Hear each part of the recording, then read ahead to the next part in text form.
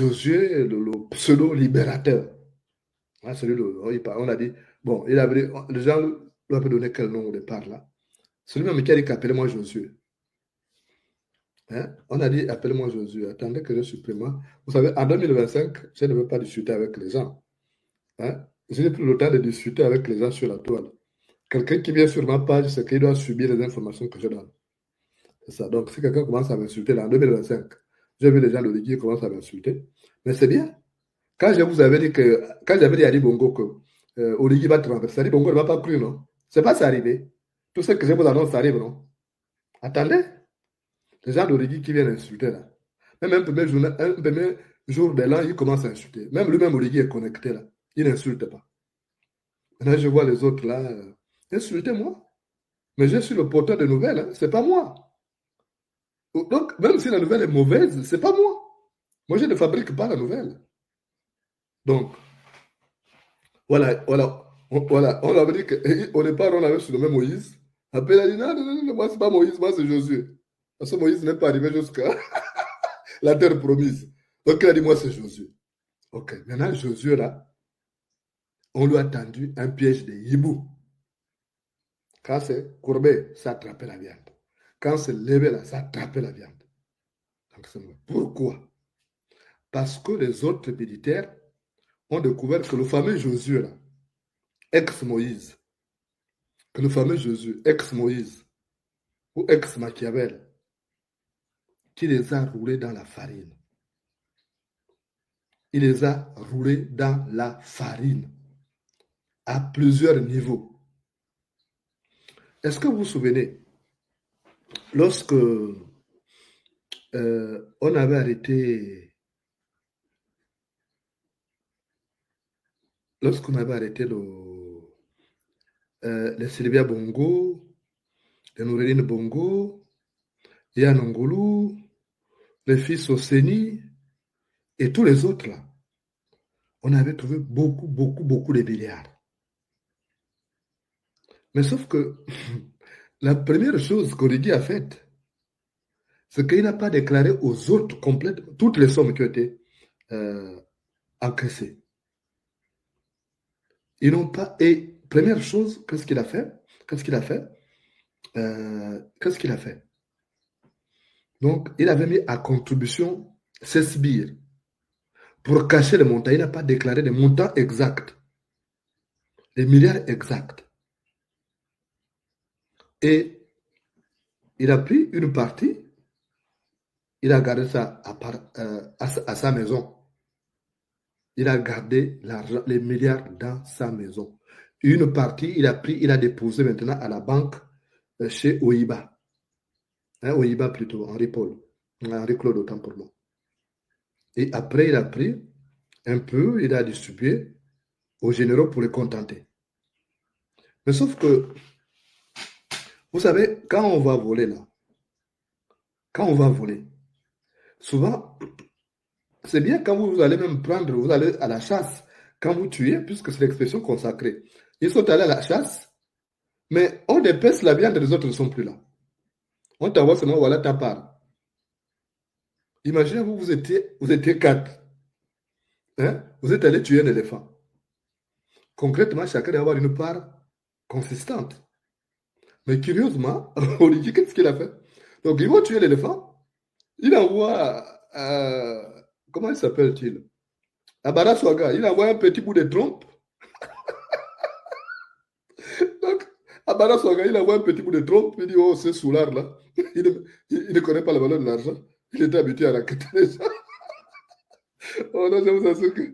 Non. Donc, il envoie une petite partie à Abara Swaga. Il envoie une petite partie à celui qui est à la prison centrale. Comment le directeur de la prison centrale, c'est encore quoi? Le gars de Tambourili, là. Efayong. Voilà. Donc, mais nos regards savent, ils avaient déjà une idée de combien ils avaient arrêté. Combien ils avaient confisqué. Et après, il a mis à contribution son frère Biban. Vous connaissez Biban, non? Je ne sais pas si j'ai encore sa photo là. Parce qu'il faut qu'on mette un nom sur ces gens-là. Est-ce que j'ai sa photo là? Bon, je vais la retrouver. Hein? Il faut qu'on mette souvent un nom sur ces gens-là. Oh, pourtant, Biban, j'avais la photo de Biban là. Hein? Power. Bon, je vais retrouver ces photos. De toute façon, on reviendra en mode Ipans Bissak. Donc, Biban aussi a mis en place une autre brigade pour racketter les gens. Donc, il passait chez les opérateurs économiques. Ça, c'est Oligui qui les a mis en contribution pour aller prendre, pour aller intimider. Donc, ils ont mis en place une brigade spéciale. Et cette brigade-là, vous la croisez souvent dans les rues de Libreville, les gens sont encagoulés. C'est la brigade qu'Oligui a mise en place avec Biban pour aller récupérer les fonds chez des gens qui sont supposés être friqués, notamment les responsables des sociétés. Donc, quand ils récupèrent cet argent, ils convoient ça chez Oligui. Mais Biban prend sa part. Sauf qu'à un moment donné, Biban et son frère n'étaient plus en dos de sainteté parce que Biban voulait le doubler. Oligui n'aime pas ça. Vous savez qu'Oligui, notre Josué là, notre ex-Moïse, notre ex-Machiavel, vous savez que lui, il n'aime pas quand on le dribble. Quand on le dribble, il n'est pas d'accord. Il est un peu comme Ali Bongo. Ali Bongo est comme ça là. je me suis retrouvé par le passé une fois. On jouait au Lido, André Baobam, Ali Bongo et moi. Ali Bongo n'a jamais accepté de perdre. Il n'aimait pas perdre. Donc, quand il perdait, il demandait de reprendre le match. Oh, le grand là aussi, je vous assure. Bon, est-ce qu'on a rendu ces oiseaux? Je ne sais pas si on a rendu ces oiseaux. Il faut dire à Olivier d'aller rendre les pauvres oiseaux de Yadi. Donc, il s'appelle comment? Biban. Il faut que je retrouve cette image-là. Parce qu'il faut que vous mettiez le nom sur les parents d'Oligui là. Il y a une de ses sœurs qui est dans la mafia. La sœur d'Oligui qui est dans la mafia, qui fait des voyages à Londres pour aller déposer l'argent dans les paradis fiscaux. Je viens de vous la présenter ici. C'est curieux. J'ai eu un souci avec la photo. Il faut que je contacte mes sources qui sont à la présidence là pour reprendre la photo parce que le téléphone avait été hameçonné. Donc, je viendrai. Au moment où j'ai cherché ça, je me suis rendu compte que j'ai tout formaté, malheureusement. Et en tout formatant, j'ai perdu de données. C'est pas grave. Je vais rappeler ma source qui est la présidence de la République pour pouvoir avoir la photo de la sœur d'Oligui qui transporte l'argent des contribuables qu'ils vont planquer dans les paradis fiscaux avec la complicité de son frère, le bandit, le relais Minsa. Parce que ça aussi, il faut que vous sachiez. Qui fout quoi? Donc, les militaires ont découvert, première chose, qu'Oligui s'est tapé la côte-part, dans la plus grande partie. Hein? Il s'est tapé la part du lion, voilà, c'est l'expression consacrée. Donc, il s'est tapé la part du lion. Et au niveau de BGFI Bank, ils n'ont mis qu'une petite partie. Et même quand il disait qu'il donnait tel montant à telle province, c'est faux. Ça n'a jamais été de montant là. Vous avez remarqué que les travaux n'ont pas commencé. Il a des chèques qu'il a donnés à certaines personnes. Non, on donne 7 milliards en don ciment, mais en réalité, il n'y a rien là-dedans. Vous comprenez? Il faut qu'on vous dise la vérité. Il n'y a rien. Moi, j'ai appelé les proches de Ndo Ciment pour dire, mais les 7 milliards, qu'est-ce que Ndo Ciment a fait de ça? Donc, il n'y a pas d'argent. Oligui lui-même, il a roulé les autres. Donc, il avait promis aussi, je crois, 3 millions aux soldats, donc les subalternes. Oligui n'a pas donné cet argent. Donc, les choses des bandits, vraiment. Il n'a pas donné cet argent. Il avait dit pendant le coup d'État, pendant la transition, il va donner telle prime, telle prime. On ne voit rien. Mieux, les galons, c'est par népotisme qu'Oligui les attribue. J'ai été contacté par, attendez, au niveau de l'aviation légère des armées. Attendez que je vois, il faut que je vois tel que ça a été libéré parce que moi je ne raconte pas de n'importe quoi.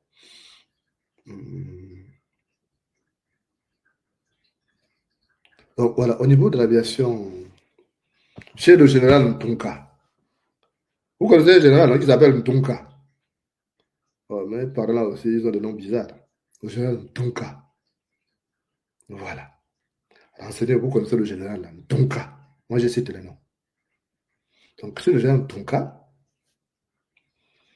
il y a un gros problème. Donc, la version légère des armées. Les avancements ne suivent pas. On les fait par népotisme. On avait dit que ceux qui n'ont pas de grand niveau d'études ne peuvent pas bénéficier des stages, tout ça, ce qui est faux. Contrairement au texte qui régisse les forces armées gabonaises, si vous ne pouvez pas faire 9 ans, 10 ans sans avancement, ce n'est pas possible. Or, Tonka et Oligui, ils ont mis un système pour recaler les autres, pour les promouvoir que les leurs. Il y a des gens depuis 10 ans qui n'ont pas eu des avancements, pas de galons, rien. Comment c'est possible? Entre-temps, Oligui a eu à promouvoir plus de 75 généraux. Mais le subalterne, là. Et même au niveau du départ en stage, on ne tient pas compte. On ne tient pas compte de l'expérience, l'ancienneté, tout ça, rien. Là, ça fait 10 ans. Donc, là-bas aussi, on a tendu un piège de Yébou à Oriki. Autre point, les généraux ont découvert qu'Oriki va vite se débarrasser d'eux. Ceux qui ont fait le coup d'État là. Et Oriki a instauré un système où les généraux sont obligés d'aller manger chez lui. Tous les généraux doivent aller manger chez lui. Mais pourquoi? Je vais vous dire pourquoi. Pourquoi tous les généraux doivent aller manger chez Oriki? Les généraux ont leurs femmes. Barras Ouaga a 6 femmes. Barras, comme on l'appelle. Moi, je préfère l'appeler Hitler parce que c'est le nom qui va bien. Barras Ouaga a 6 femmes. Fatou et toutes les autres là. Barras Ouaga a 6 femmes. Vous avez vu que parmi les 6 femmes, les femmes là ne sont pas préparées. Mais Oligui a instauré un rituel qui consiste à aller faire manger et Dieu. C'est choquant. Est-ce que vous savez ce qu'Oligui fait manger? Il y a des... Je n'ai pas envie de vous dégoûter. Il fait manger de la nourriture qui est préparée là-bas par ces marabouts. Et dans cette nourriture-là, ils ajoutent des excréments de chiens pour les rendre maboules. Maintenant, les plus réfractaires, ils proposent le bouillon de 11 heures. Ce qui ne lui présente pas de garantie de loyalisme. Et j'ai même appris que là, ils cherchent à savoir tous ceux qui ne présentent pas de garantie de loyalisme pour les éliminer avec le bouillon de 11 heures, bien le bouillon de minuit, c'est selon. Vous choisissez. Moi, je préfère encore appeler ça le bouillon de minuit. Je n'ai pas encore donné la parole. Vous attendez, s'il vous plaît. Je sais qu'il y a un appel de la Chine. Hein? Vous attendez. Donc, un autre facteur, et les généraux ont découvert ça. Une autre raison qui a amené les militaires à tendre un piège de Yébou à Oligui, c'est l'histoire des maisons. Oligui a fait construire des maisons. Je vous avais présenté les images ici. Bon, je ne vais pas chaque fois vous demander, je ne vais pas chaque fois revenir. Donc, quand je vous présente les images, il faut que vous capturez ça. Hein?